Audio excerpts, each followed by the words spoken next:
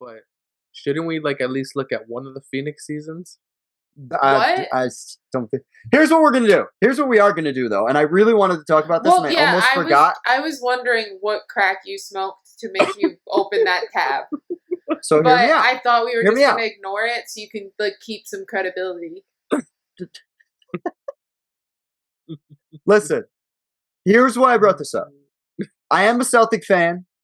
I am, this was one of the teams from my childhood, right? I'm not really a Celtics fan as much now, I'll be honest. But I was a big Celtics fan then. And all I kept thinking about today was when I was doing research. If all 5 of these guys are 30 years old, all 5 of them, right? I wanted to pull this up. This will be fun. Like what? This will be fun. All 5 are 30. Okay. They just hypothetically, huh? they're all 30 years old. Like that's where. So this is what I wanted to get at. Yeah, hold that thought. Because I'll get all of their seasons up at 30. And I'll leave Jermaine O'Neal out of it because I don't think he's a relevant part of the team. I'll just leave it. Shaq wasn't relevant either. What? Shaq wasn't relevant either. We just went over this season. It was a huge deal when he went there. Like, it was big news. Oh. It was big news. Here's my point. Okay, but like making headlines and actually being effective are not the same thing. Yeah, I have 2 questions. Thing is, it wasn't even that much headlines. Like, people weren't really talking about it like that. They were like, "Oh, Shaq." They're not like, "Oh, they're gonna win a championship because Shaq's there now." Like, no one thought that. Listen, you fucks. We got time. I'm bringing it up. I have 2 questions.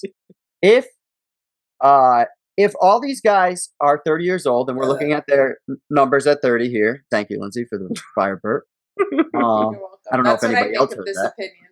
Opinion. But no, hear me out. Do you think they could all have actually played together at age 30? That's number 1. Like, do you think it would have been a cohesive unit? And then number 2, would you have picked that team in this scenario? I think KG and Shaq fight each other.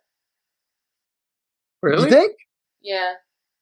I definitely think Shaq has alpha dog syndrome in 0203 on this team. Especially if KG thinks like Kobe thinks and like thinks that Shaq isn't working hard enough. I see them fighting each other. Oh, I can see that. And he's also in the injury phase too of Shaq's career, where he's not playing every game. Yeah. Like, the depth would actually kind of work with this team if they all decided it would be cool. Yeah. Honestly, based on what I know about these guys from their media and stuff like that, I think Paul Pierce has the biggest issue. Personally, I think he has the hardest time giving up the ball, even though on paper you would think otherwise. Yeah, I really think he has the biggest issue. I think KG, this is his last Minnesota year. I think he's beyond ready. Yeah. I think Ray Allen always played on pretty decent squads. Yeah. I don't think that would have been a problem for him. Bro, Ray Allen was averaging 8 threes a game.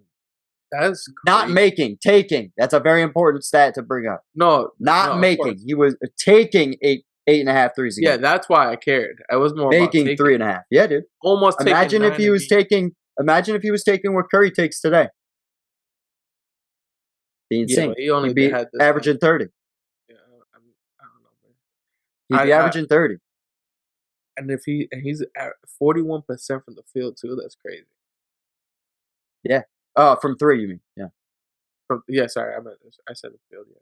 Yeah. This would be an insane team, and probably would if they figured it out and won the championship.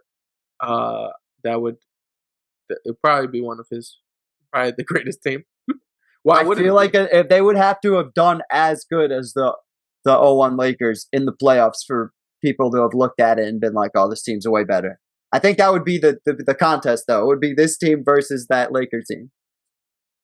Once again, disrespecting the Magic and everything they did.